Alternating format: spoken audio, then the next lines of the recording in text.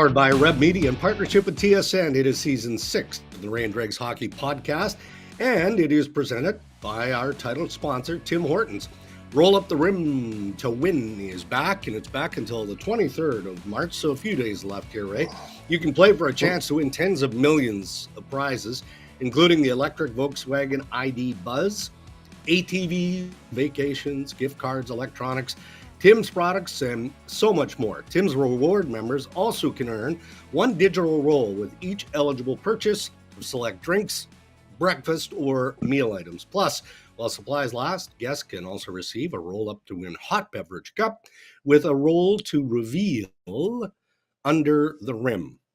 So I'm still in Florida. I know you can't really tell from the backdrop here, Ray. I can tell that you're in St. Louis because that picture behind you screams of St. Louis. It screams of Scream, actually. It's like, that does quite a piece of art there, I would say. Yeah. The general managers have wrapped up in Florida. The meetings wrapped up yesterday. And I don't know if you can hear or not. On Tuesday when we did the podcast, I felt like something was coming. We talked about this, right? Just a terrible, terrible time to get sick. But here I am. And I feel like I'm slowly coming out the other side. But by next Tuesday, the next Rain Dregs podcast, I'll be pristine. But been kind of under the weather the last few days. I'm feeling it, Ray. I'm feeling it. Well, if you said, can we hear it? Like, unless we had our ears disconnected, yes, of course we can hear it. Like it's... Yeah. So hope you guys are feeling better. That Holly's getting better. Holly's turning the corner. Yeah. Yeah. As of last night, turned the corner, went out for dinner. So I mean, you deal with it, right? But I got myself all fired up for the pod. I've got my Rain Dregs ball cap on. I've got my, I don't know if you can see it or not, my fighting walleye. Oh yeah, fighting walleye. Look at that, huh? That's a good logo. That's a good logo. So good to go. Not a whole lot to chew on, as we like to do in the Tim Hortons headlines from the general managers meetings, but that also kind of speaks to the health of the game, which we'll get to here momentarily. And we talked about some of that on Tuesday as well. But in the moment, why don't we look at some of the action from Wednesday night? And, a couple of big games. Minnesota, I had a beverage with Billy Guerin, general manager of the Minnesota Wild yesterday. He was starting to feel a little anxious about his team, their lack of goal scoring and all of that. And, the real estate that they felt like they made up in the early part of the regular season now is basically eroded. But he'll be feeling pretty good with his team after last night. And the Toronto Maple Leafs with an important win, right?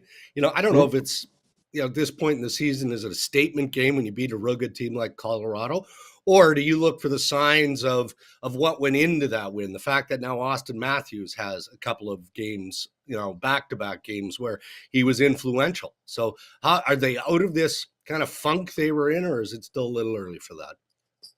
Well, I guess they're closer to being out of it than they were 2 games ago. There was obviously we talked a bit about the top of your roster and the middle of your roster. And, it's nice when you have depth. Everybody loves to talk about their depth, but that's great unless the top end of your roster doesn't play. Because if Matthews doesn't score, the Leafs aren't the team that they want to be. And he's had a couple of good nights in a row. He scored a couple of nights in a row. Joe Woll was good in goal last night. He was. When he really had to be. Colorado can put a lot of heat on a goalie. And they gave up 1 goal again. And so all the things that they want to be, they were over the last couple of nights. And so you say, like, is it a statement game? I think what it is more than anything is, when you play a couple games in a row, that becomes, in your mind anyway, that becomes the norm. Oh, that's how we play. That's what we do. Like, I'm in St. Louis today. They've been the best team in the league since the Four Nations break. And so in their head, this is just what they do. When you play lousy, that's just what you do. It does matter. And it certainly matters, as we get into the latter part of March. So talk about that, be it St. Louis or all the races that are going on in the East and in the West. Commissioner Bettman and, the entourage of hockey operations, as they were wheeling us through, some of the data, the positives in the NHL game right now and basically all season long, talked about how it does feel like a playoff environment and has felt like a playoff environment for quite some time. As you're doing games, is the intensity elevated to a playoff point, or is it just completely different when you drop the puck on the postseason? Yeah, it's not quite the same yet. I mean, certainly the games take on a different meaning now because teams are laser focused on what they have to do to get in. It really is crazy. Like these 2 points here, when like tonight, tomorrow, whenever, they're the same as the 2 points in December. When we talk about the doldrums of the season, Yeah. man, a team can really put money in the bank in the middle part of the year when everybody else is dragging their feet. Like, you talk about Billy Guerin and the Wild. Now, they've just been decimated with injury. And, they lost Marco Rossi last night. He didn't finish the game. Like they need that like a hole in the head. They haven't had Eriksson Ek, and they haven't had Kaprizov for a long time. They haven't had Boldy for, I think, 30 games, or Brodin for 30 games. And yet they're in the playoffs. So the fact that they put those points away early gives them a little bit of a cushion. But the games they take on a little bit of a different feel for sure. I would say going into the Four Nations, it felt like everybody was worn out, both physically and mentally. Like the games were not great. And I think there's always going to be portions like that. But come April, 19th this year? The games look completely different. So just a quick Bill Guerin story, because I think we're both entertained by Billy. I mean, he's been a terrific guest on Ray and Driggs, where the media is assembled in the hallway, as we always are, right outside the boardroom where the general managers are meeting. And that includes Mike Russo of The Athletic, who, if you're a Minnesota Wild fan, then you know who Mike Russo is, because he's the predominant writer for the Minnesota Wild, beat reporter there. So Billy Guerin comes out to the big doors. There's probably 15 media people there. And Russo says to Billy, hey, have you got a second? And Billy, just as loud as he can, I told you we'd meet up in my room. It is so stupid. But everybody just howled, except for Russo, who's like, all right, buddy, come on. Like, what are we doing here? You're not gonna beat Billy. You're not gonna beat him at that game. No chance. No. One of the things that came up in conversation yesterday, and it doesn't matter who, was with one of the league executives, and we always do the debrief after the meetings at the poolside bar, and have conversations about, in part, what the playoffs are looking like, maybe some of the things that were discussed at the GM meetings, but Alex Ovechkin's name and his pace and his chasing of the record obviously is a big deal to the National Hockey League. Not just Ovechkin, Wayne Gretzky, and the Washington Capitals. But it's interesting, all the scenarios that the league is considering around this chase, right? Even to a point, and I submitted it to you when I just gave you the heads up on the headlines. There are some who think that Ovie is almost going to call his shot. And what I mean by that is it's going to have to be a desperate situation for him to break the record with an empty net goal. He doesn't want that at all, apparently. Now, just think about that for a moment. I mean, of course, it would be wonderful if he broke the goal scoring record with that vintage one-timer from the circle on the power play, right? Yeah. But I don't know, man. Like, I don't think you can call your shot, can you? You just get up there. You can? Yes, because they're in a position they're not going to need the point. Right. They're in a position in their division, unless they lose their skates, they're going to win the division. They're going to be the top seed in the East. And I don't know. I totally get it. Like, it would be a little bit anticlimactic to shoot it in the empty net. And so I totally get that. The one that jumped up at me, though, Dregs, was last week, I guess. McKinnon had his 1,000th point, and they pulled it back for an offside challenge. What if it's that? That Yeah. has to be. I mean, it's a legit concern, Oh and yeah. it would suck if It would that suck. goal is one of those ones where it takes 4.5 minutes and they find the guy's skate lace was offside, and you're like that would be brutal if it's like Yeah. that. Well, and look, I mean, hockey operations, the head office of the NHL is concerned with that exact scenario. Of course they would be. Yep. I guess you hope that maybe you're playing a team where it doesn't really matter, right? Like, I don't know. I haven't looked at the remaining games the Washington Capitals have to play. I guess you could submit every game matters, but maybe the coach doesn't challenge on the other team if it's not Mhm. obvious. But the NHL wouldn't want They getting wouldn't want slapped that over the either. head. They wouldn't want that either, because we'll find it in the media if it's obviously Mhm. offside. We're Yeah. going to find it, and then that's going to become an issue. So I it's can just guarantee you fascinating to me. I can guarantee you there'll be a sleuth that will be looking at every angle trying to figure it out. Um, Yeah, I mean, here's the thing to think about. He needs 8 goals. You know, there's 14 games left. Pretty yeah, soon the math doesn't work. Like he's getting to the point where he's going to need a couple goal game here pretty quick, right. and it's bloody hard to score. It's so there's a lot of planning that goes in sometimes that just goes by the wayside, and we'll Yeah. see. But I know I got a couple of Caps games coming down the stretch here that I didn't have a week ago, so Sure. everybody's planning for it. Now, how ridiculous is this? It was also suggested that if that plays out, where he has a couple of games where he's got multiple goals, um, maybe Washington sits him for a game or two, just to protect home ice, and the idea of him scoring this historic goal. And I'm like, come on. Like, now we're really, really getting into the dangerous area here, aren't we? Like, you're looking for a perfect scenario. How about just break the record? Let's start with that and then worry about the ceremony later. I don't know why well, I do know why, but the connection between Crosby and Ovechkin it's part of their lifeline, in the league, Yeah. and the way that they helped cultivate this new image or this new era.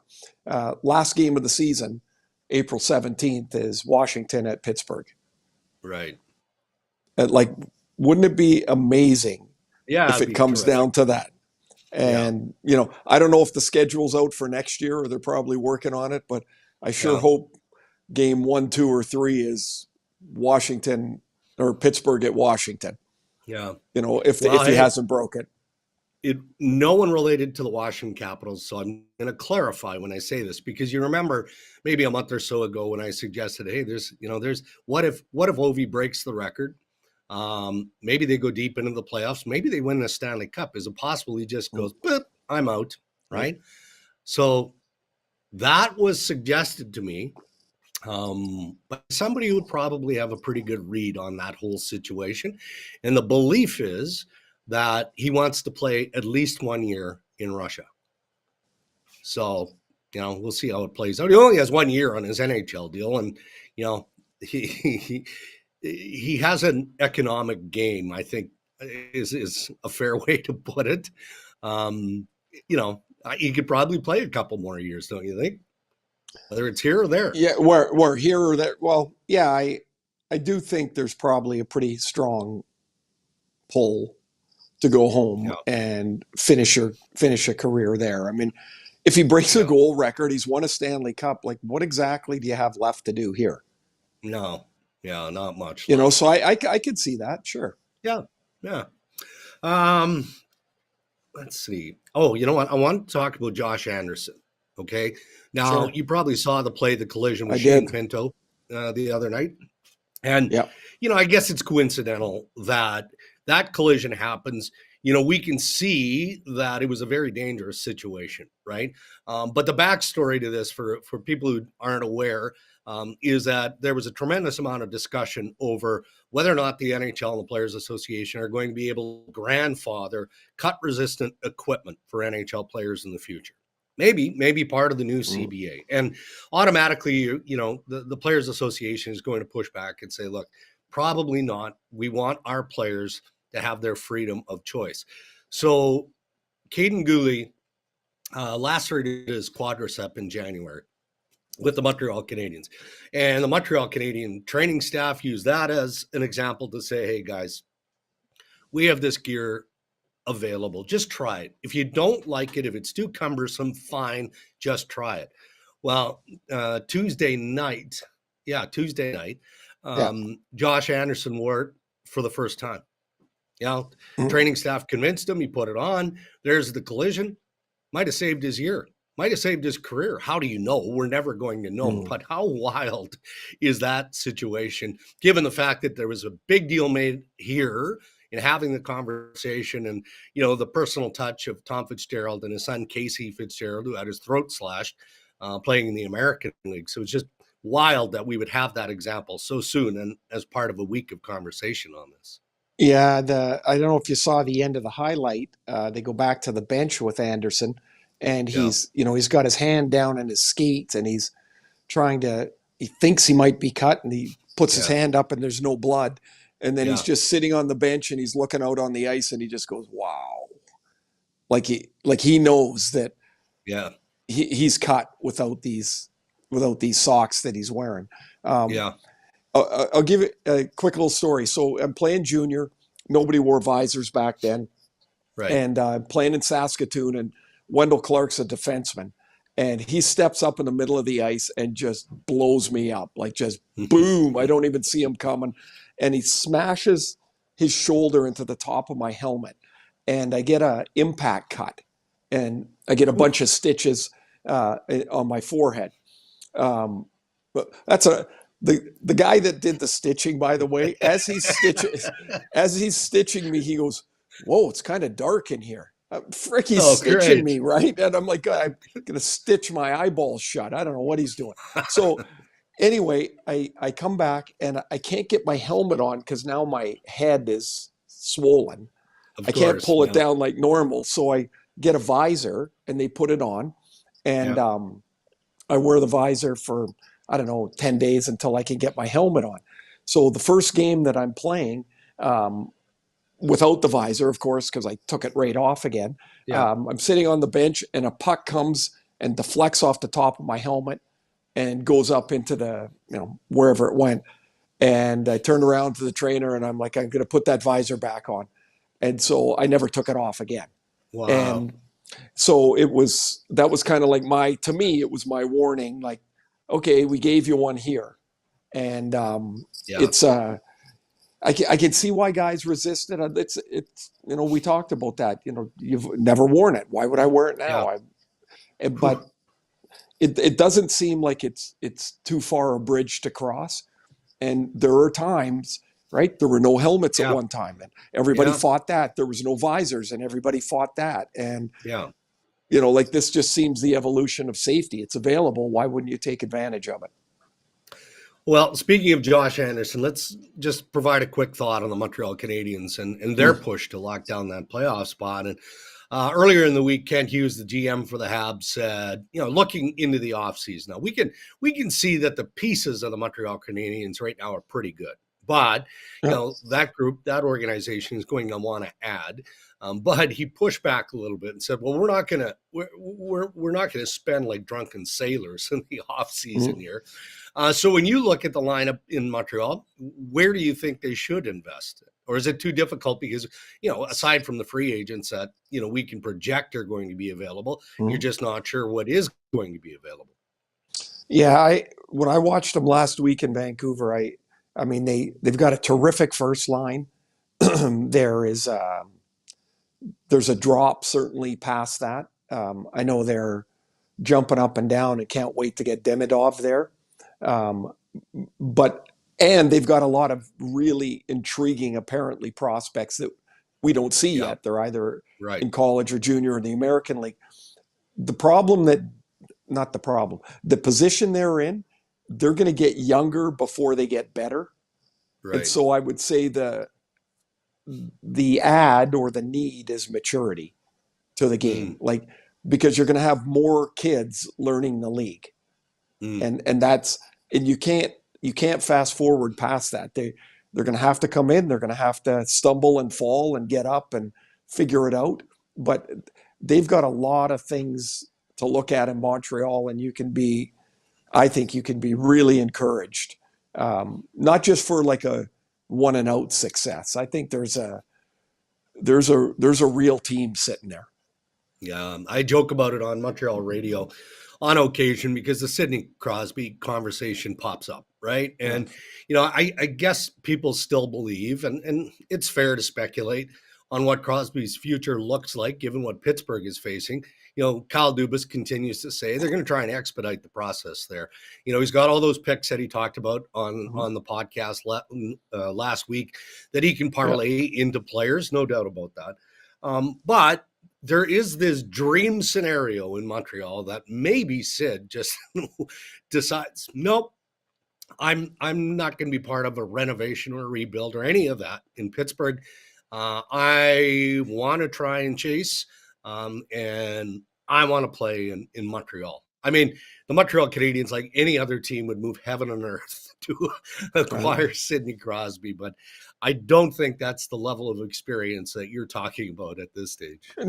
No, because why would he go from a renovation to a whatever you're calling Montreal, which they're rebuilding, right? Like they're not on the ground floor, but they're rebuilding. No, it's just, so I don't know. It's fun to dream, I guess, if you're Montreal or the fans that follow them. Man. Yeah, of course they do. Of course they do. But I don't know. Has there been one time in their career or in his career where Sid has, made his intentions known? He's an extremely private person. Nope. And I would suggest the time we find out he's going to a different team, if that ever happens, is going to be when the news comes that he's been traded. Like that's how I think it'll all come down. Yeah. All right. A couple more items to visit from the meetings here in Florida. You want to go to goalie interference again or Sure. the draft? Yep. Okay, we'll go to goalie interference. So Commissioner Bettman was available to the media after the meetings yesterday. And, as he should, he talked about the health of the game and all the things that we talked about on Tuesday. But he, with purpose, wanted to revisit their exercise and how deep they went into video review, goalie interference, and this homework assignment that they provided the general managers, right? And throughout the numbers, 54 clips were shown. The NHL GMs were in agreement on 52 of the 54 and undecided on the other 2. And there was one that was unanimous. Apparently all general managers just said, and I think it was, I know it was DeBrincat in a goalie interference play against Minnesota Wild. I think it was a Lucas Raymond goal that was called back, but that was the one that was unanimous. But Bettman's point yesterday really was to give Colin Campbell and hockey operations a full shot in the arm. To say, you guys think they make these calls up on a night in and night out basis, these challenges and whatnot, but this is, undeniable evidence that the architects of the game, the general managers, are in full agreement with how it is being managed in the situation room. So I guess it's a fair point. I don't know if coaches or goalies will agree, but again, based on this exercise, they appear to be calling it the way that the general managers in the league wants it to be called. I don't know. I can't dispute those numbers. I know when we're doing a game, and there are times when you look at that 5 times on replay and you cannot, you can't get it. You just, you don't really have a feel for it. And I think that's the nature of that play, because there will never be a black and white to the play. There's always going to be some, like you laid out some scenarios, guy in the blue paint, how did he get there? Can the goalie play his position? It all sounds clean. It all sounds clear cut until people move. And then did the forward get knocked in there? Did they, like I've seen a couple lately where the forward and the defenseman are going back to the net. They bump shoulders and the forward kind of loses his balance. and he runs into the goalie, but the loss of balance was because he banged into the defenseman. So like, how do you untangle that? Like, there's always going to be a complication. I do feel like it's closer to being understood, Yeah. more widespread understood. Yeah. But it's easier to do that in a boardroom than it is on the ice and through review when there's emotion and all of that. I can guarantee you, if they asked the coaches and right when those calls were going on, they wouldn't get 52 out of 54. There's no chance. No, but I asked not a general manager, someone above in head office Yeah. about the meeting, because the Yep. coaches and the GMs have a meeting. I think it's around Labor Day, around September 1st. And I said, well, why wouldn't you do the same exercise with the coaches involved? And I got, don't care what the coaches think. Doesn't matter. Like, the managers want it this way. The league is ruling on this accurately, according to the general managers. The coaches can just beat it. they just have to work with what they have. And I'm like, okay. But those are the guys that are standing in front of the cameras in the heat of the moment after the game and saying, I don't know what goalie interference is. So, So there if can't they be that don't, big of a disconnect. no, there can't be, there shouldn't be. And if there's, like, I know this is a thought, is that if they're so sure on it, why not provide an official after the game? Ooh, yeah. There you go. And then he could tell everyone else to beat it. Yeah. Right? Like, isn't that the way this is going? Like, if you're so sure on it, yeah, provide a pool question, one or two of them, and representative of that official group just gives you an explanation. He doesn't even have to come out and do an interview. Just provide the explanation. I think anytime you can take away the question, you've done a good thing. Right. Right? Like, if you provide the information, you might not like the answer, but the answer has been provided. All right. One more thing here in the Tim Hortons headlines we'll wrap up. Decentralized draft, as we know, is happening in June in LA. And for the hockey fan out there who doesn't really know what that means, what it means is that most clubs' full hockey operations departments will stay in their home city. So the players, the top 50 prospects, will be there. And those who are drafted who aren't there on day two, it'll be managed virtually and all of that. So it's far less going to be the spectacle that it always has been, with the families and the kissing, the hugging, the ceremony, the celebration, and all of that. And originally, clubs wanted to do it for two reasons, Ray. One was financial. It costs a boatload of money to move all scouting staffs, all hockey operations departments, fly them to, say, LA, put them up in hotels, feed them, all of that stuff. It's expensive for the clubs. And just as importantly is the time crunch, because you're end of June with the draft, and now you've got July 1st free agency right there. And you're scrambling to get back. So I can appreciate that. So initially, the vote was 26-6. So 26 clubs voted in favor of decentralizing the draft. And now, as Bettman talked about yesterday to the media, they're not so sure. This could be a one-off. If it works, great. Maybe they continue to do it this way. If it doesn't, okay, then let's go back to, the old way the draft is done in again, full ceremony. So, and I think I shared with our group here, I'm getting pushback from agents who are like, well, okay, well, who's paying for the top 50 players to fly to LA and get put up in LA? And it's not the NHL. It's either the agent paying for it, because he's looking after his client, or it's mom and dad. And that's another factor that I hadn't really thought of. So this whole thing is starting to kind of unravel a little bit. Well, okay, but so when it's not decentralized, like it has been forever, who's paying for those kids to get to the same thing? It's a red herring question. It's not. The kid didn't materialize in Montreal or Pittsburgh or Chicago. Somebody had to fly him there. Well, the agent pays for it. And then you'd hate to have those guys dig into their pockets. My goodness, that would be really tough for those guys. They all got alligator arms. As far as it's the one-off, like I don't have a problem with it at all, because Yeah. if it doesn't work, you can change. Like there's Yeah. lots of great ideas that you put in place, and then when you see them in practicality, you go, didn't work out the way we thought. So Yeah. see how it goes. And the 2 years ago, the draft was in Nashville, and there was a storm in Nashville when they were leaving, and everybody was delayed, and it was like the stress level apparently in that airport. Like, Cammie was telling me, of Yeah. course, like they got to get home for July 1st from Nashville. Oh yeah. I That's remember not it. exactly, that's not across the street.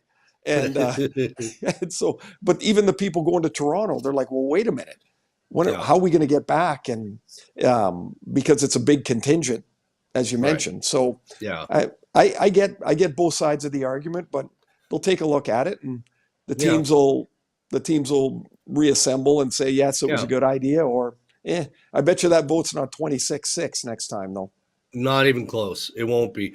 And just to put a personal spin on it, as I get older, I become more and more of a traditionalist, right? And your experience sitting there, as Landon was drafted, like that's such a rewarding and difficult experience, right? But that whole thing is unique to hockey. It is. No other sport does it in the same fashion. So I think it was a knee-jerk response that the commissioner was willing to reconsider as of yesterday. So you're right. We'll see how it plays out. All right, buddy. I think we're basically wrapping up the demo. Yeah, boy. Well done. Way to slog through it. Yeah. Way to work through it. Starting to feel better. I think I'm coming out of it. See, I just needed to hack and cough and blow my nose 15 times. Yeah. Everybody really appreciates you doing that before you got on here, so that's good. Okay, so you're in St. Louis, and then what's the rest of the weekend? Big game tonight. Canucks and St. Louis tied for the second wild card, and St. Louis is the best team in the league since the Four Nations, and Canucks come off a 6-2 win against Winnipeg that nobody saw coming. And so big game tonight. Then I'm into Vegas for Detroit and Vegas on Saturday. Then a little holiday and with Cammie and the kids on spring break in California for a few days, and then I'm gone for 13 days. Then I'm in Minnesota for Ovie, and then in Detroit next Saturday. Then I get to go home. Now, are we golfing on this family vacay or no golf? No golf. This is so Riley, who's 18 and will be off to college next year. He's got a couple of buddies coming with him, and so Reese is hanging around with the 18-year-olds. I don't know how that's going to go. And Cammie and I will be on like loose parental duty on this trip. So it'll be a good trip. All you'll be doing is running plastic. Those boys are going to eat 17 times a day. There is no way that trip turns out any other way than that. That's a great turn. A great turn. But you know what they'll be doing is they'll just ask, hey, we might as well just take the credit card, right? Oh, yeah, 100%. That's what you should do. Yeah, that's what you should do. Yeah. It's a hell of an idea. All right, buddy. Well, hopefully we can reconnect next week. And we'll get it done and feel better. Hope Holly's better. Yeah. Thanks for listening, everybody. Have a great weekend. Yes. Thanks, Ray. And thank you to our sponsors who continue to make the Ray and Driggs Hockey Podcast possible. Our title sponsor, Tim Hortons. And as always, thank you to Acon. Have a great weekend, everybody. Stay safe.